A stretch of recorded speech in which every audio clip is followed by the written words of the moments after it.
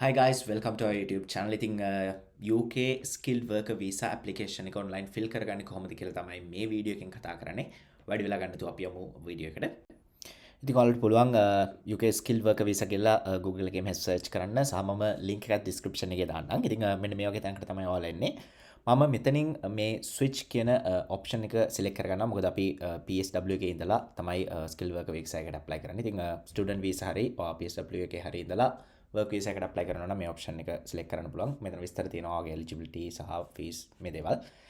ඊට පස්සේ apply click කරාම මේ normal questions ටික තමයි අහන්නේ. ඉතින් are you planning to live in England first option එක තමයි select කරේ. ඊට පස්සේ අහනවා අපිට මේ EU passport එකක් Swiss passport එකක් මේවා තියෙනවද කියලා. ඉතින් ඒක නැහැ. no කියලා select කරා. මෙතන BRP එක ගැන අහනවා. මෙතන අනිවාර්යෙන් yes කියලා select කරන්න. මොකද BRP එක expire වුණත් මේක yes කියලා select කරන්න. මෙතන අහනවා expired කියලා. හැමෝගෙම BRPs දැන් expired. ඉතින් ඒකට yes කරා. සහ මේක less than 18 months ago තමයි මේක expire වෙලා තියෙන්නේ. ඒකත් select කරා. මෙතන අහනවා fingerprints. ඉතින් අපි student visa එනකොට fingerprints දීලා තිබ්බා. ඉතින් ඒකට yes කරා. passport එකේ නමයි ඔගේ BRP එකේ නමයි match වෙනවද කියලා තමයි මෙතන අහන්නේ. ඒකට yes කළා. සහ ඊට පස්සේ අපිට කියනවා මේ identity check එක කරගන්න mobile app එක use කරන්න වෙනවා ඉස්සරහට. ඉතින් ඒක ගැන තමයි මෙතන කියලා තියෙන්නේ. ඔයාගේ phone එක iPhone 7 වලට වැඩිය හෝ ඊට වඩා උඩ phone එකක් තියෙන්න ඕන. ඊට පස්සේ කියනවා මෙතන visa එකට apply කරගන්න නම් ඔයාට UKVI account එකක් තියෙන්න ඕන කියලා. ඉතින් ඔයාට දැන්ට UKVI account එකක් නැත්නම් මෙතනින් create කියන option එකට ගිහලා account එකක් හදාගන්න පුළුවන්. ඉතින් ඔයාට account එකක් තියෙනවා නම් ඔයාට ඒ account එකට log වෙන්න පුළුවන්. ඉතින් account එකට log වෙද්දී ඔයා already ඔයාගේ passport එක account එකට link කරලා නම් තියෙන්නේ. මෙතන passport කියන option එක select කරන්න. එහෙම නැත්නම් ඔයා තාමත් BRP එක නම් account එකට link කරලා තියෙන්නේ. BRP කියන option එක select කරලා ඉස්සරහට යන්න පුළුවන්. ඉතින් ඔයාගේ passport details සහ date of birth දාලා text message එකක් ඔයාගේ email එකට හරි mobile phone එකට හරි එනවා. ඉතින් මේ විදිහට ඔයාගේ account එකට log වෙන්න පුළුවන්. ඉතින් account එකට log වුණාට පස්සේ මෙන්න මේ වගේ තමයි application form එක ඔයාට බලා ගන්න පුළුවන් වෙන්නේ. ඉතින් start application කියන option එක click කරලා අපිට application එක start කරන්න පුළුවන්. ඉතින් පළවෙනි එක තමයි confirm your identity.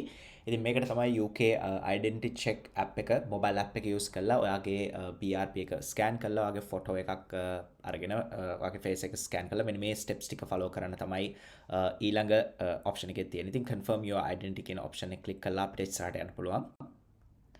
ඉතින් මෙතන කියලා තියෙනවා කොහොමද මේ මොබයිල් ඇප් එක යූස් කරගන්නේ කියන දේවල්.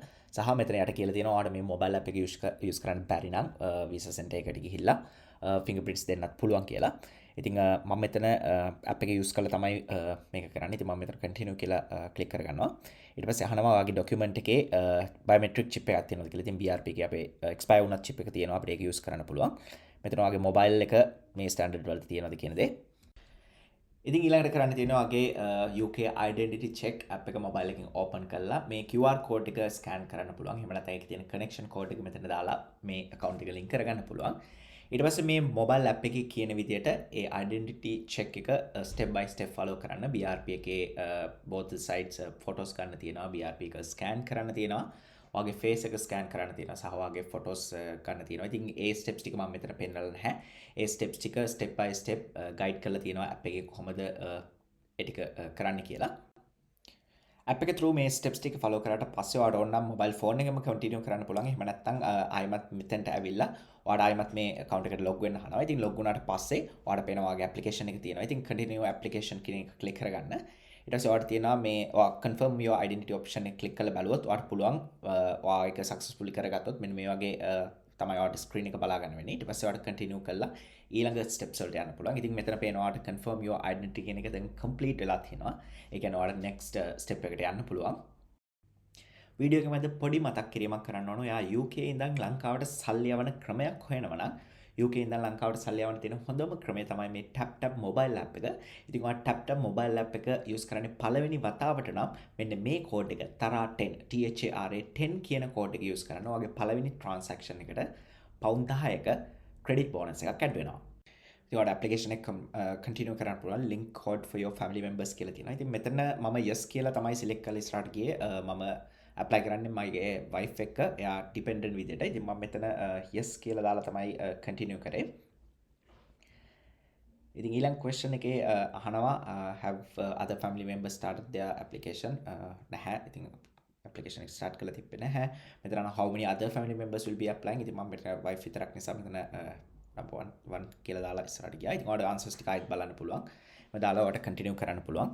ඊළඟ එකේදී අහනවා ඔයා immigration advisor කෙනෙක් use කරාද කියලා. ඉතින් අපි use කරේ නැහැ. ඉතින් no කියලා දාලා select කරා. ඊට පස්සේ මෙතන තියෙන්නේ contact preferences. ඉතින් ඔයාගේ email address එක තියෙනවා. ඉතින් ඔයාට ඕන නම් ඒ email address එක edit කරන්න පුළුවන්. සහ mobile number එක edit කරන්න පුළුවන්. ඔයාම ඕන නැත්නම් continue කරන්න පුළුවන්. ඊට පස්සේ අහන්නේ ඔයාගේ address එක ගැන. ඉතින් ඔයාට ඔයා දැනට UK ඉන්න post code එක දාලා මෙතනින් ඔයාට search කරන්න පුළුවන් address එක. ඊට පස්සේ ඔයාගේ මෙතන address එක contact details ටික පෙන්නනවා. ඉතින් ඒ ටික හරියට හරියට කියලා check කරගන්න පුළුවන්.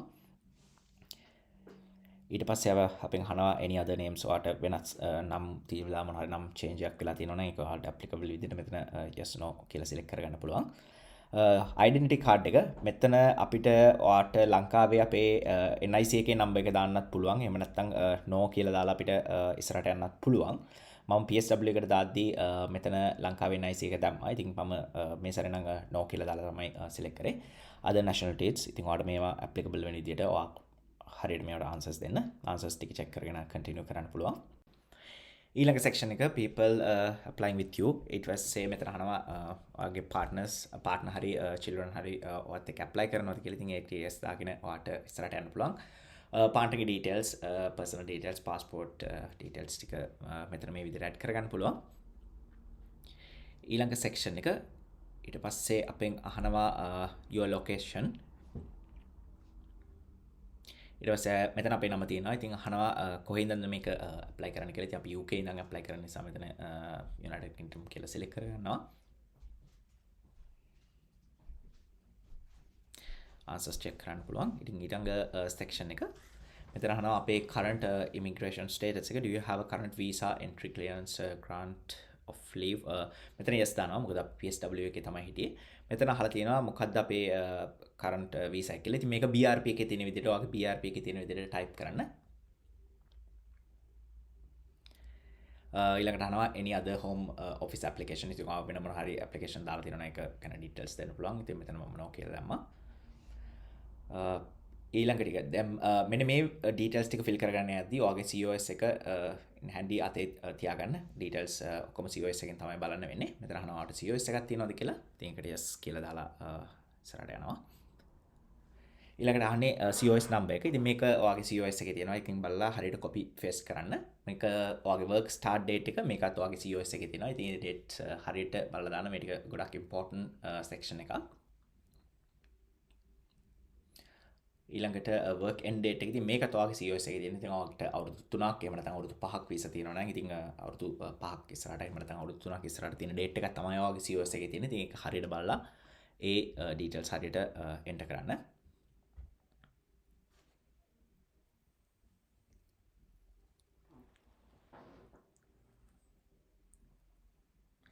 ඊට පස්සේ අහනවා what is the name of your sponsor කියලා. ඉතින් මේක ඔයාගේ company එකේ නම. company එකේ නමත් ඔයාගේ COS එකේ තියෙන විදිහටම දාන්න. ඉතින් මම මෙතන බොරුවට එකක් දාලා තමයි මෙතන continue කරලා පෙන්නන්නේ ඔයාලට. ඊට පස්සේ sponsors license number එක මේකත් ඔයාගේ COS එකේම තමයි තියෙන්නේ. ඉතින් ඒකත් COS එකෙන් copy paste කරන්න. මේක ඔයාගේ job title එක ඔයාගේ job title එක COS එකේ තියෙන විදිහටම මේක ඔයාගේ application for secondary employment නැහැ. ඉතින් මේක මම no කියලා තමයි select කරේ. standard occupational job code SOC code එක මේකත් ඔයාගේ COS එකේ තියෙනවා. ඉතින් ඒක හරියට බලලා මෙතනින් select කරගන්න පුළුවන්. ඊට පස්සේ SOC code එක double check කරන්න මෙතන හරිද කියලා. මේක immigration salary list එකේ තියෙනවද කියලාද. ඉතින් මගේ job එක salary list එකේ නැහැ. ඉතින් ඒක නිසා මම no කියලා select කරා. මෙතන අහනවා ඔයාගේ salary එක දාන්න කියලා. ඒකත් COS එකේ තියෙන විදිහටම දාන්න. ඊට පස්සේ අහනවා ඔයාට PhD එකක් තියෙනවද ඔයාගේ job එකට relevant කියලා. answer check කරලා continue කරන්න පුළුවන්. ඊළඟට personal details මෙතන අහන්නේ main applicant ගේ details තමයි දැන් අහන්නේ. ඉතින් ඒක continue කරන්න පුළුවන්. your country of birth ඔයාගේ personal details තමයි. ඉතින් ශ්‍රී ලංකා කියලා මම මෙතන select කරා. ඔයාගේ passport details ඊට පස්සේ අහනවා ඔයාගේ address එක මෙතන පෙන්නනවා සහ ඊට පස්සේ අහනවා මෙතන ඔයා කොච්චර කල් මෙතන කවද්ද මේ address එකේ ඉන්න පටන් ගත්තේ කියලා. ඊට පස්සේ මේක රෙන්ට් කරනවද ඔයාලට මේ ප්‍රොපර්ටි එක අයිතිද මේ දේවල්. ඉතින් I rent it කියලා දැම්මා. ඊට පස්සේ ඔයාගේ ලෑන්ඩ්ලෝඩ් ගේ ඩීටේල්ස් හරි ඔයා ප්‍රොපර්ටි එක රියල් එස්ටේට් ඒජන්ට් කෙනකින් හයර් කරනවා නම් එයාලගේ ඩීටේල්ස් තමයි මෙතනට දාන්න ඕනේ. කලින් ඇඩ්‍රස් එක. ඉතින් අපි UK කලින් ඉඳපු නිසා ඒ පෝස්ට් කෝඩ් එක මෙතනට දාලා ඒ ඇඩ්‍රස් එක සිලෙක්ට් කරගත්තා. එතකොට අහනවා අපේ ප්‍රීවියස් ඇඩ්‍රස් එකට මේ ඇඩ්‍රස් එකට මූව් වුණේ කවද්ද කියලා තමයි මෙතන අහන්නේ. ඊට පස්සේ එතනින් අපි ඒ ඇඩ්‍රස් එකෙන් අයින් වුණේ කවද්ද කියලා. ඊට පස්සේ any other addresses in the past 2 years කියලා අහන්නේ. ඉතින් past 2 years වල වෙන ඇඩ්‍රස් එකක් තිබ්බේ නැහැ. මම මේකට නෝ කළා. ඉතින් ඔයාලට ඒක applicable නම් yes කියලා දාලා ඒ ඇඩ්‍රස් details උත් දෙන්න පුළුවන්. ඊට පස්සේ අහන්නේ family details. ඊට පස්සේ මේවා ඔයාලට applicable විදියට ඉතින් married කියලා මම මෙතන select කරා. පාර්ට්නර්ගේ ඩීටේල්ස් පාර්ට්නර්ගේ ෆස්ට් නේම් ෆැමිලි නේම් මේ ටික ඔක්කොම පාස්පෝර්ට් එකේ තියෙන විදිහටම ඒ නම එහෙම ෆිල් කරද්දී ඒවා හරියට ෆිල් කරන්න date of birth සහ nationality ඒ ඩීටේල්ස් ටික any other names තියනවද කියලා අහනවා partnersට. ඉතින් මම no කියලා දැම්මා. ටෙලිෆෝන් නම්බර් එක passport details මේ ඔක්කොම ඩබල් චෙක් කරන්න. ඉතින් මේවා important දේවල් ගොඩක් passport එක හරියට බලලා ඒ ටික චෙක් කරන්න. your previous relationships මොන හරි තිබිලා තියෙනවද කියන දේවල් කරම no කියලා දාලා select කරා. මෙතන අපේ parents ලගේ details අහනවා. ඉතින් ඔයාලට පුළුවන් වගේ parents ලගේ details උත් මෙතන දෙන්න. parents ලා දෙන්නගේම details ඔයාලට දාන්න පුළුවන්. ඉතින් මම කෙලින්ම father කියලා මුලින් select කරලා තාත්තගේ details ටික මෙතන දානවා. ඊට පස්සේ mother කියලා ඔයාගේ අම්මගේ details ටිකක් දාන්න පුළුවන්. date of birth මේ වගේ details ටික තමයි අහන්නේ. ඊළඟට තියෙන section එක තමයි travel history. ඉතින් how long you have been in the UK ඔයාගේ ඉඳපු කාලේ දාන්න පුළුවන්. ඉතින් ඊළඟ question එක අහන්නේ time spent outside the UK. මෙතන කියලා තියෙනවා do not include holidays of 2 weeks or less කියලා. ඉතින් ඔයා ලංකාවට ගිහලා සද්දයකට වඩා ඉඳලා තියෙනවා නම් ඒකේ details මෙතන දාන්න ඕනේ. ඉතින් මම සද්දයකට වඩා ගිහලා තිබ්බේ නැහැ කොහෙවත්. ඒක නිසා මෙතන no කළා.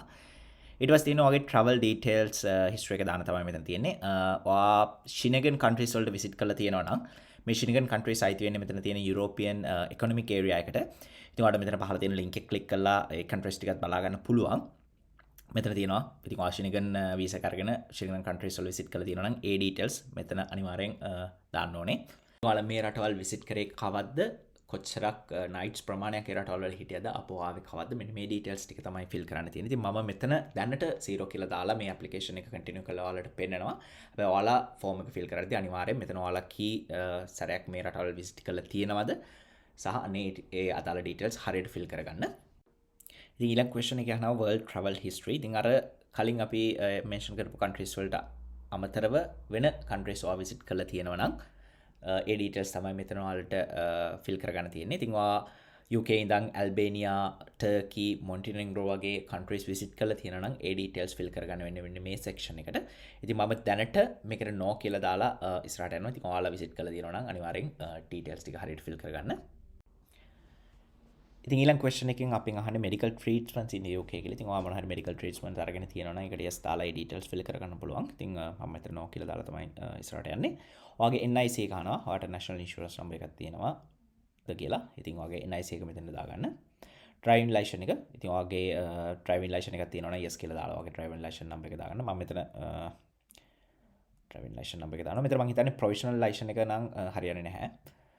public funds අරන් තියෙනවද කියලා. ඉතින් public funds ගන්න eligible නැහැ. මේකට no තමයි select කරන්න ඕනේ. ඊළඟට criminality. ඉතින් මේ දේවල් ඔයා කියවලා බලන්න. මොන හරි visa refusal වගේ දේවල් තියෙනවා නම් ඒ ගැන තමයි මෙතන අහන්නේ. ඒ දේවල් ඒ විදිහට fill කරගන්න පුළුවන්. breach of immigration law. ඉතින් මේ දේවල් ගොඩක් no කියලා තමයි එන්නේ. හරියට බලලා මේ ටික fill කරගන්න. ඉතින් ගොඩක් මේක කියවලා බලන්න. මෙතන මේ link එක click කරාම මේකේ details උතාලට ඕන බලා ගන්න පුළුවන්. මේ දේවල් හැම එකටම no තමයි මම select කරේ.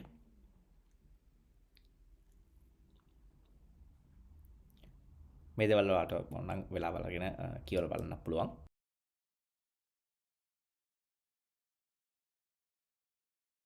ඊළඟට අපෙන් අහන්නේ employment history එක. ඉතින් ඔයා forces වල මෙන්න මේ වගේ sections වල වැඩ කරලා තියෙනවා නම් ඒකට අදාළ details ඒ විදිහට fill කරගන්න.